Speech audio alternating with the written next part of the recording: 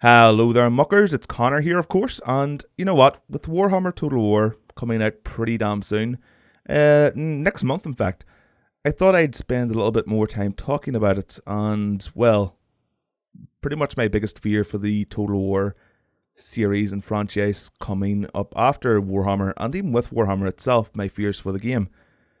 So, I released a video the other day, and previous to that video, I just watched every Total War video I could find online, because previous to that, the only thing I had seen was the official launch trailer. So yeah, I did get a lot of info from watching all those videos. But one thing I noticed above all else was the fact that they had dumbed down pretty much every aspect of the game. And the excuse they use is that the AI is retarded. Now, we all know that. I mean, as much as I love Rome 1 and Medieval 2, the AI was dumb as bricks. If you were having to defend a citadel, a castle, a town, or whatever in Medieval 2, the enemy besieging you wouldn't even move. They'd just sit outside the walls, wanking and having a little bit of a play with themselves, and they wouldn't even look at you.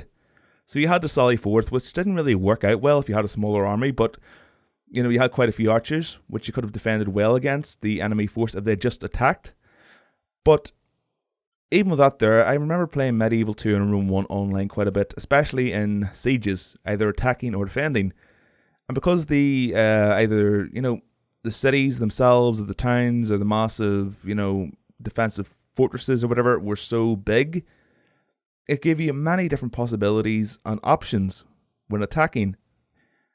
For example, I remember a game in Medieval 2 years and years ago, like 2010 or something, 2011, where myself and a friend were attacking a citadel against another human player, okay?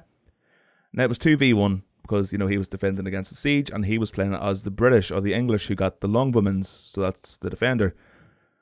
Now he was in a massive citadel which has 3 layers of walls, so you had to get through the first wall, then the second wall, then the third.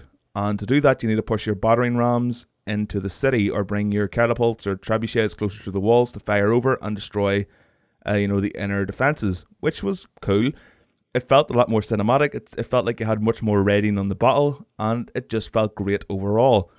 But now you've got a single wall to attack, or 2 walls, and inside the city is just, it's not even a city or a town. I mean, you can see the city in the background, but you can't play with it. It's just eye candy, which is nice eye candy, granted, but all in all, you get to play with a very small area. And the reason for this is, I'm not sure if it's because they're adding so many more new factions magic to the game that they need to limit what they can actually put into the game for, I don't know, space reasons or whatever. But the reason they give, and they don't really say this as much as they hint towards it, because they're not really allowed to. The thing about Creative Assembly is they're not really honest. They never have been, and they probably never will. But the reason they've given is because the AI can't handle too much going on. The AI can't handle a city being that big, because they don't know where to go, they don't know where to defend, they don't know what's vital and what's not. So that's why you see, if you're playing Total War, Rome 2 or something, and the units are on the walls, and you're just derping about, they're running on the walls, running off the walls, running on the walls, running off the walls. It's because the AI is crap. Now in 2016, that should be rectified. I mean, that was a problem over 10 years ago. That was a problem with the original Total Wars. But the thing about the earlier Total Wars, especially Rome 1 and Medieval 2, it didn't matter because the rest of the game was just good. Now that's not because I've got rose-tinted glasses on. It might be a little bit, because I really did enjoy those games and have fond memories of them. But just overall, the game felt like it had more heart, more character, just more going for it than the current Total War games. Although the graphics weren't the best, they definitely do look visually more appealing than they do now. Everything is just too glossy today. Everything's just too clean, and it just doesn't look right to me. But again, all of this could be rectified with a brand new engine. And that's all they need to do. A brand new engine. Now, after people argued that with the amount of money they made from Rome 2, they should have been able to make a new engine. And they should have. They really, really should have. Rome 2 was the most pre-ordered Total War game to date. And although maybe not as many people have pre-ordered Warhammer Total War, or Total War Warhammer as they call it now, upon release, if the game's, not got that many bugs, if it's, playable, people will buy it. People will buy it en masse. So that's awesome. But if they don't invest in a new engine after this game, then what's the point of even banning a Total War game? The engine is limited. The engine is just ugly. The engine is, and I don't mean ugly as in, visually, because don't get me wrong, Total War Warhammer looks gorgeous. I love the unit designs. I love the aesthetical designs of the cities and towns, even though they're incredibly small. And there's something I didn't even realize the other day. I commented and complimented how the Dwarven sieges looked, because to me it makes sense for them to have one defendable wall within the caves and tunnel networks of their Karaks. And that's true, it does make sense, but I'm not one who has a lot of knowledge on the dwarves of the Warhammer universe. And from what I've read previously, they have actually carved their walls out of the mountain itself. So the walls are about 100 meters high, armed with all these cannons and different, defensible fortifications, and one massive gateway into the city itself, of the Karak, which, is pretty damn awesome. But when I went back and watched the Siege of the Dwarven, Karak or whatever, everything behind the wall, everything further on out that you couldn't get through to, looked impressive as hell to me. It really, really did. I was gobsmacked, but everything that you actually get to play with, and a lot of people know this now, it was quite controversial. It's just the Empire City with a different skin, with a few different, models here and there, but it's the exact same layout. And Creative Assembly replied to this by saying, "We are working on 2 walls. Yay.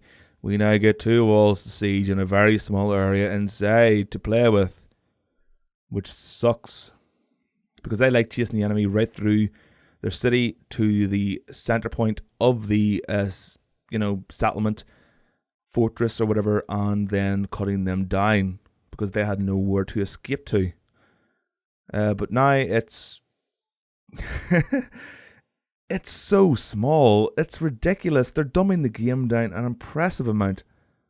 I mean, they really are. Even the battlefields, if you look at them, there's not really much strategic locations to them, like hills or anything else. They throw a few trees onto the map, and that's about it. A few hills here and there, but they're not really, really strategic in their layout. There's not really much you can do with them.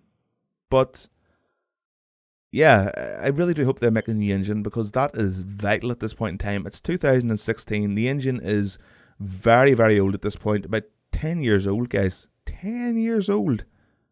Which is just bonkers. It really is.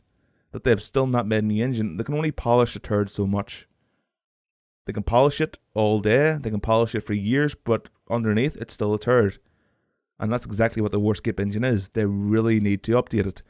And by update, I mean make a brand new engine that can actually handle melee combat, that the unit can actually handle pathfinding, where the cities don't have to be tiny just to compensate for the crappy AI. Because, be honest, we're going to actually have multiplayer battles at some point in the game. And the fact that you can only siege these tiny settlements is a bit insulting. They've been dumbing the games down for years because they don't really have much thought for their customers or fans, which in itself is pretty dickish, to be honest. Creative Assembly has always been really dickish towards the people that buy their games, and honestly, the Total War franchise, if I'm honest, is one of the best out there. It really is. It just has one of the shittier developers and publishers. But I have to give them credit, because due to, from what I've seen, the majority of Total War Warhammer, siege is out of the way, regardless of the sieges, the towns, or whatever else they're attacking. The fact that the units look so good, the fact that the animations are so awesome, the scenery, the environments look absolutely gorgeous. The art team has done an amazing job, as well as the sound team and whoever worked on them, the models, the actual units. But yeah, there is a problem in that we really do need a new engine for the Total War series. And it will be quite sad if after Warhammer Total War, they release the trailer for Medieval 2. Now, I really do want to play, not Medieval 2, sorry, Derp Medieval 3. I'd be all for Medieval 3, but not with the current engine, because it just doesn't handle melee combat that well at all. It really doesn't, and I want to be able to attack massive citadels like I did in Medieval 2. The Creative Assembly keep taking steps back, whereas they should be taking steps forward, and it's quite sad. Now, honestly, I do realise that they put a lot of hard work into what they do. I mean, it's their living, it's their livelihood, so obviously they put a lot of time and effort in. But we really do need a new engine, Creative Assembly. We really, really do for future Total War games. I mean, it's a necessity at this point in time. You'll make a crap ton of cash off Total War Warhammer, and you've actually said that you want to make more Warhammer games. And I'm not talking about just expansions and DLC. It's fine to make the DLC, obviously, with the same engine that you've released the main game with, obviously. But after that, it would be nice to really see a new engine. And I can't really say that I'd ever buy a Total War game after Total War Warhammer if it's not with a new engine. It's just too much, guys. I mean, although Shogun 2 was awesome, when you actually zoomed in and looked at the melee combat, it did lag like crazy, no matter how powerful your computer was. There'll probably be people down below commenting, oh, it was fine for me. Bullshit, guy. Bullshit. My specs on my computer are on my Twitch channel. You can go and look at them if you want. Twitch.tv/ConnorChaos. My computer back then, especially for Shogun 2 and Empire, was powerful as fuck. But whenever you had a large army, or whenever you had like dudes in a massive mosh pit and zoomed in, the game choked itself to death. It really, really did. So we really do need a new engine that can actually handle a lot of units on screen at once. It's a necessity. So I think I've went on about this for long enough, and well, there's only so much that can be said. But just need a new engine, guys. It's obvious. I'd be happy to even donate to the Creative Assembly if they were trying to make money for a new engine. I mean, they don't need it. Fuck no. They have enough money. I mean, the amount of fucking people that work on that in that developer studio is ridiculous. I mean, look at Alien Isolation, not to forget that game. They're going to be making more games like that, I assume. So, yeah, they have enough cash to be actually able to do it. So, yeah, I'll end it here, guys. That is just my biggest worry for the future of the Total War franchise. And, well, that's all I had to say. So, I'll see you next time, guys. Bye-bye.